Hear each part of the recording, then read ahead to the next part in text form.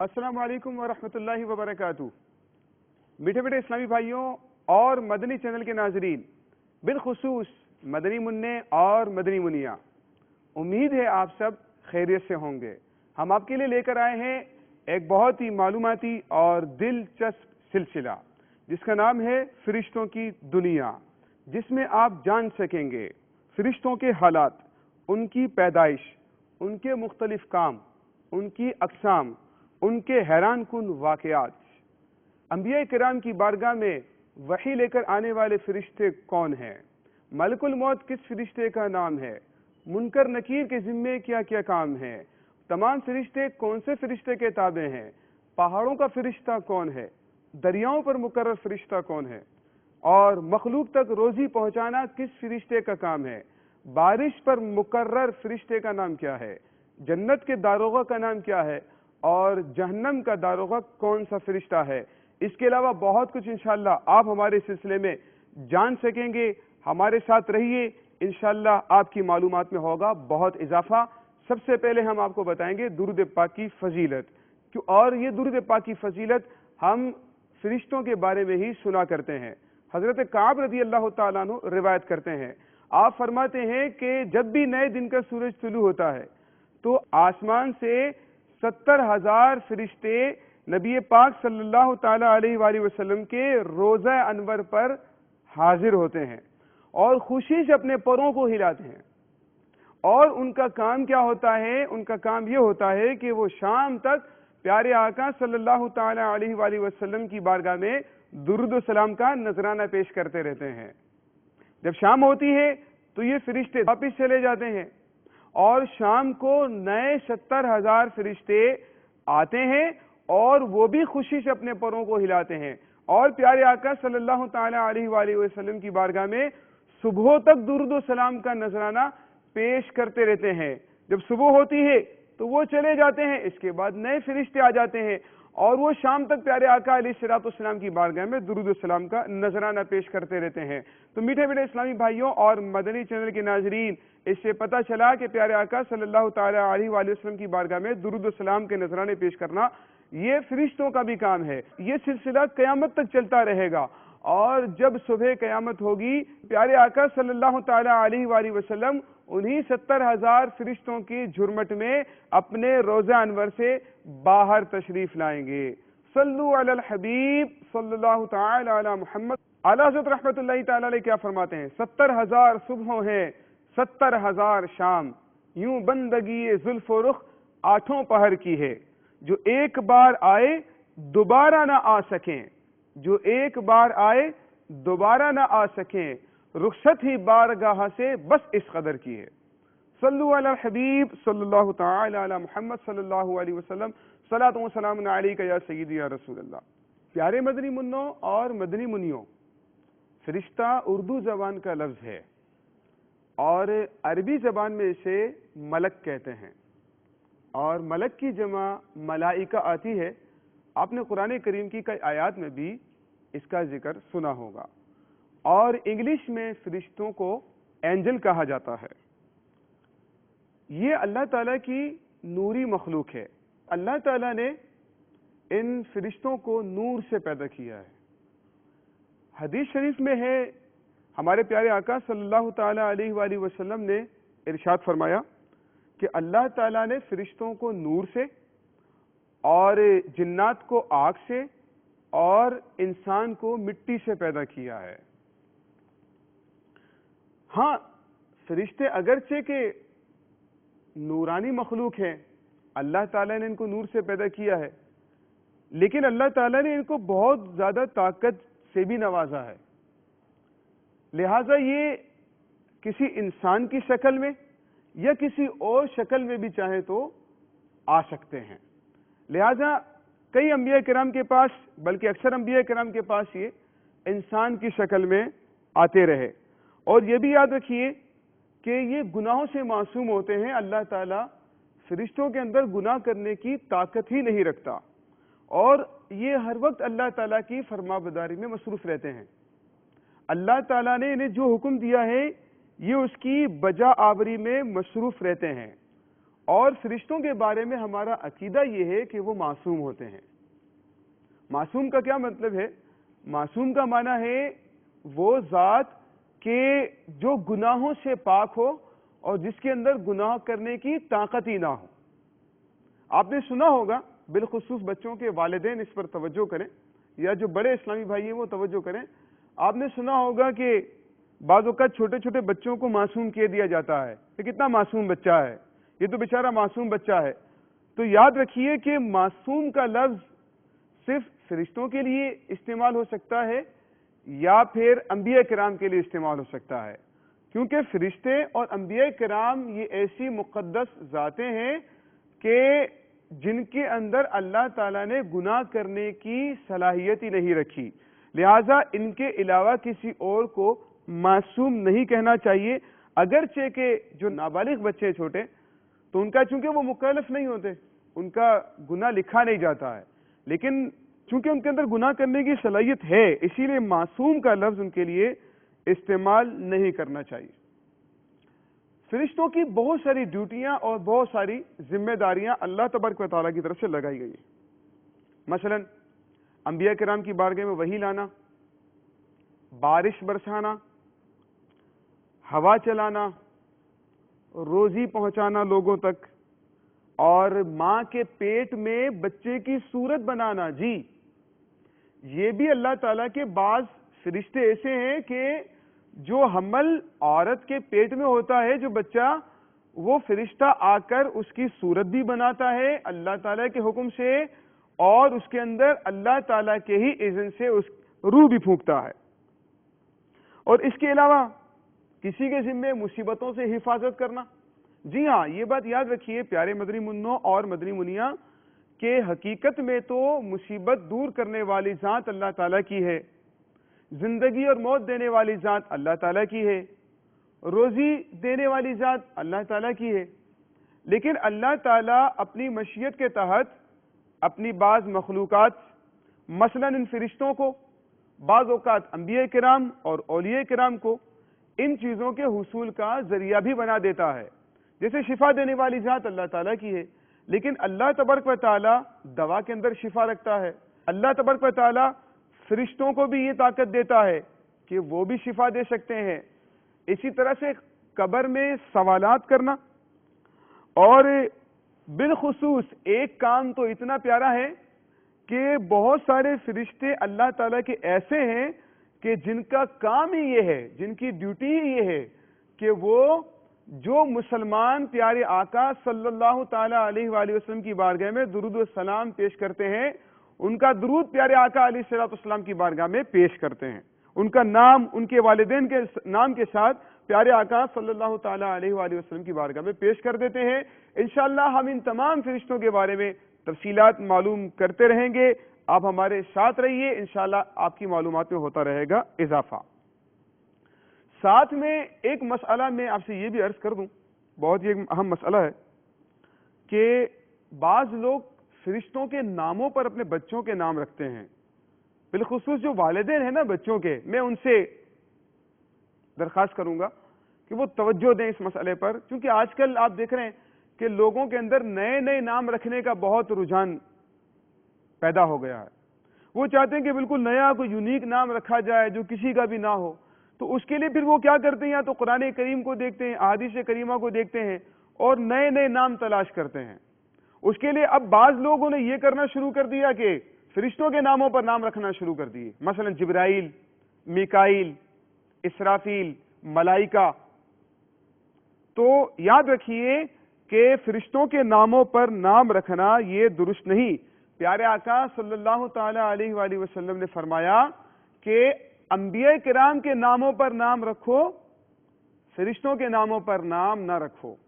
پیارے مدنی منوں اور مدنی منیوں، کیا آپ کو معلوم ہے کہ فرشتوں کی کثرت اور ان کی تعداد کیا ہے؟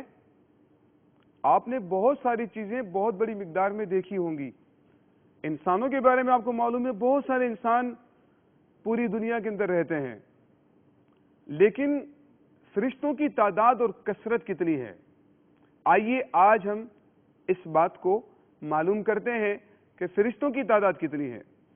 چنانچہ تفاسیر کے اندر آتا ہے کہ جتنے بھی انسان ہیں وہ تمام کے تمام انسان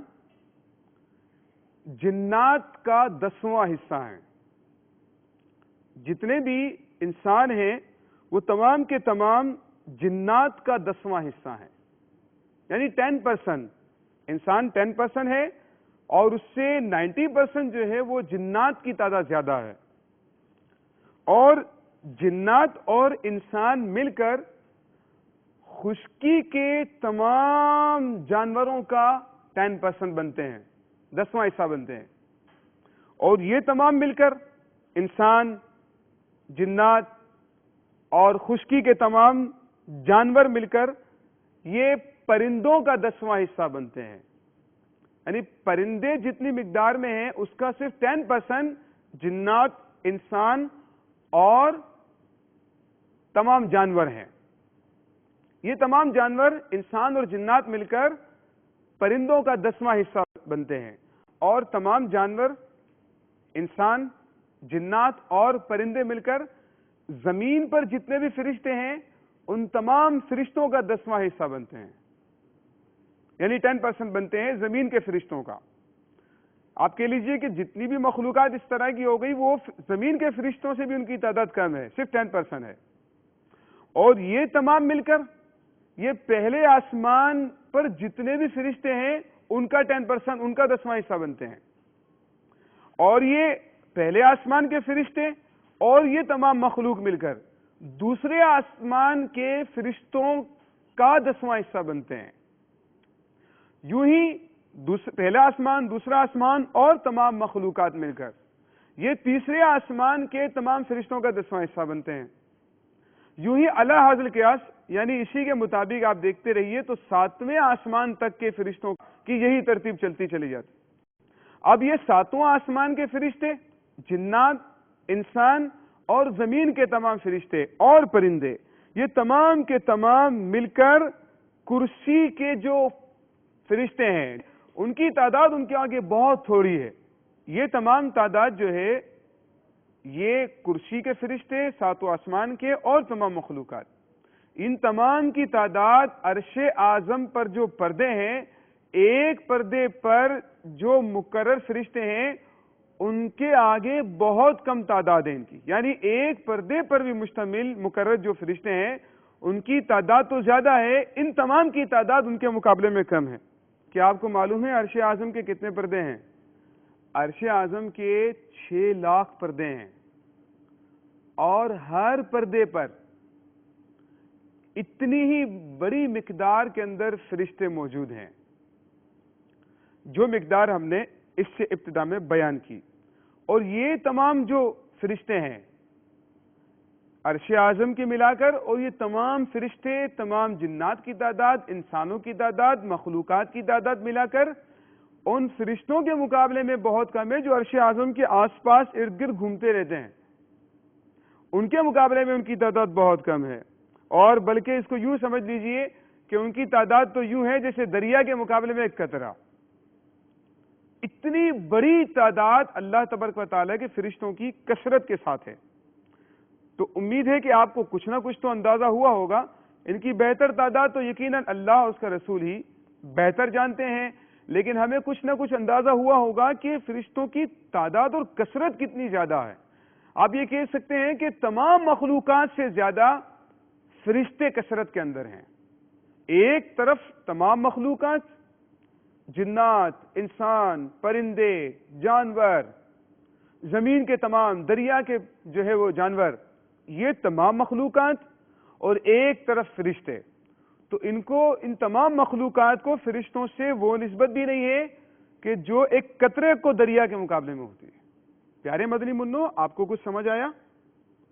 فرشتوں کی تعداد اور ان کی کثرت کے متعلق ہم نے جو روایت آپ کو بتائیں، اس کو یوں سمجھ لیجئے کہ جوں آپ اوپر جاتے جاتے ہیں تو فرشتوں کی تعداد بڑھتی چلی جاتی ہے. یعنی جتنے بھی جنات اور انسان اور پرندے اور جانور تھے، زمین کے فرشتے ان تمام سے زیادہ تھے. پھر جتنے یہ مل کر بنے، پہلے آسمان کے فرشتے سب سے زیادہ، پھر جتنے یہ مل کر بنے دوسرے آسمان کے فرشتے ان سے زیادہ، پھر جتنے یہ مل کر بنے تیسرے آسمان کے فرشتے ان سے زیادہ، یعنی جتنا اوپر جاتے جائیں نیچے والی تمام مخلوقات مل کر ان سے کم بن رہی۔ پیارے مدنی منوں اور مدنی منیوں، آئیے آپ کو اس سے بھی زیادہ حیرت انگیز بات بتاتے ہیں۔ چنانچہ جب پیارے آقا صلی اللہ تعالی علیہ وآلہ وسلم شب معراج کے لیے اللہ تعالیٰ کا دیدار کرنے کے لیے لامکان پر تشریف لے کر گئے تو پیارے آقا صلی اللہ تعالی علیہ وآلہ وسلم نے آسمانوں پر فرشتوں کی ایک بہت بڑی لمبی قطار کو جاتے ہوئے دیکھا۔ تو پیارے آقا صلی اللہ تعالی علیہ وآلہ وسلم نے جبریل امین سے پوچھا کہ جبریل یہ فرشتے کہاں سے آ رہے ہیں اور یہ کہاں جا رہے ہیں؟ تو جبریل امین نے پتہ کیا عرض کی؟ جبریل امین نے بھی عرض کی یا رسول اللہ مجھے نہیں معلوم، میں تو جب سے پیدا ہوا ہوں میں دیکھ رہا ہوں یہ فرشتوں کی قطار چل ہی رہی ہے۔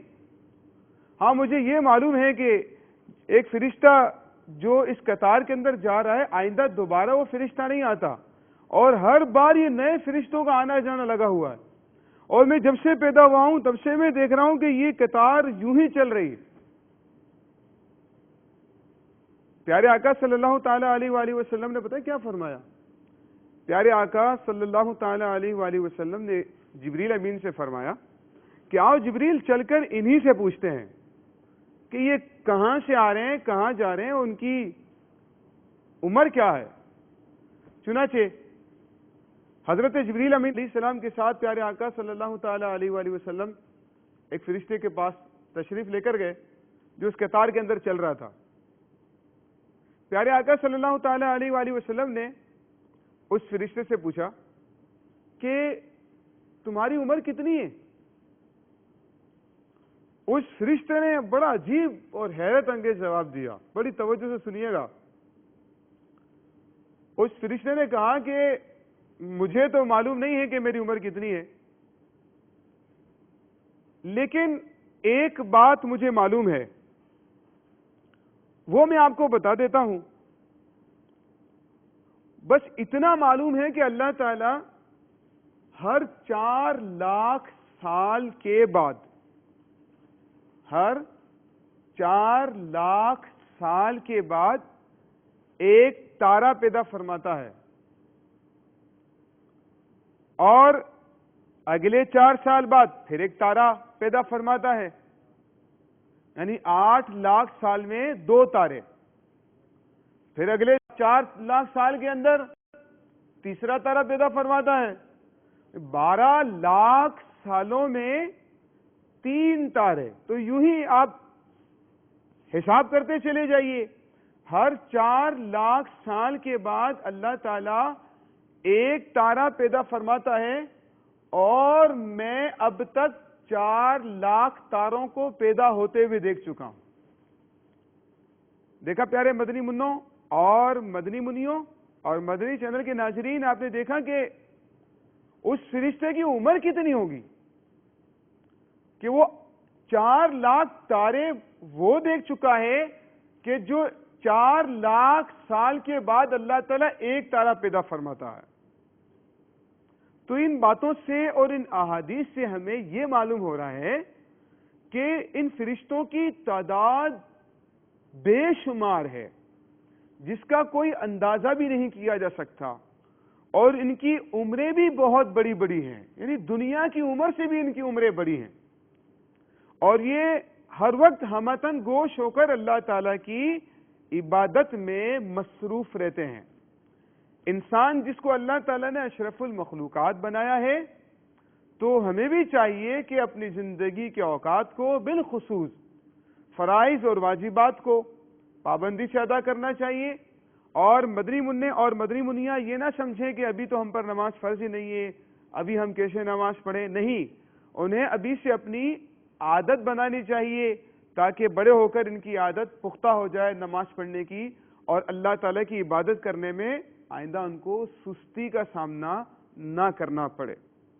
حضرت عبداللہ ابن مسعود رضی اللہ تعالیٰ عنہ فرماتے ہیں کہ آسمانوں میں کوئی جگہ ایسی نہیں ہے، یعنی ان کی کثرت کا عالم بتا رہے ہیں کہ آسمانوں میں کوئی جگہ ایسی نہیں ہے کہ جہاں پر کسی فرشتے کی پیشانی یا اس کا پاؤں موجود نہ ہو۔ کوئی فرشتہ آپ کو معلوم ہے قیام کی حالت میں ہے، کوئی رکوع کی حالت میں ہے، کوئی سجدے کی حالت میں ہے، تو وہ ہزاروں لاکھوں سال سے اسی حالت کے اندر ہے۔ جس حالت میں ہے، ایک اگر فرشتہ قیام کی حالت میں ہے، اس کی عبادت قیام کرنا ہی ہے، وہ قیام میں ہی مصروف رہتا ہے، اور دوسرا فرشتہ رکوع میں ہے، وہ رکوع میں ہی ہے ہمیشہ، اور کوئی فرشتہ سجدے میں ہے تو وہ ہمیشہ ہزاروں لاکھوں سال سے سجدے کی ہی حالت میں اللہ تعالیٰ کی تسبیح بیان کرنے میں مصروف ہے۔ مدنی چینل کے ناظرین غور فرمائیں، اور مدنی منع اور مدنی منیا بھی غور فرمائیں کہ ہم کتنے خوش نصیب ہیں۔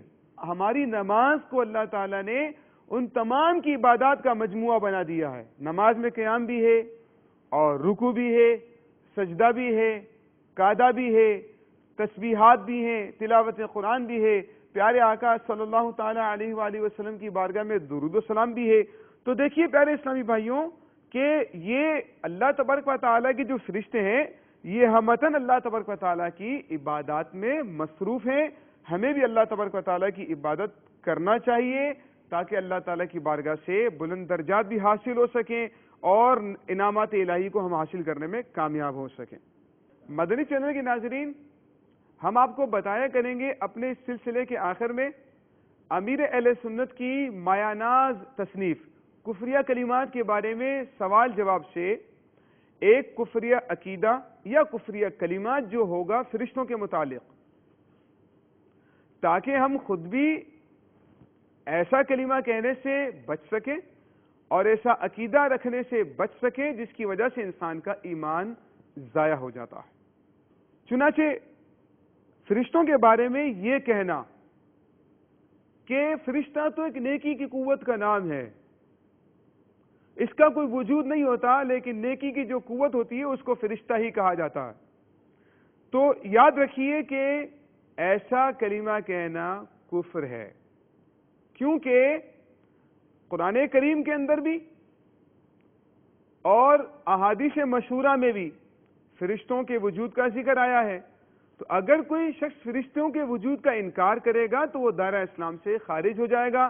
لہٰذا یاد رکھیے یہ کہنا کہ فرشتہ نیکی کی قوت کا نام ہے، ان کا حقیقی کوئی وجود نہیں ہے، ایسا کلمہ کہنا یا ایسا عقیدہ رکھنا یہ کفر ہے۔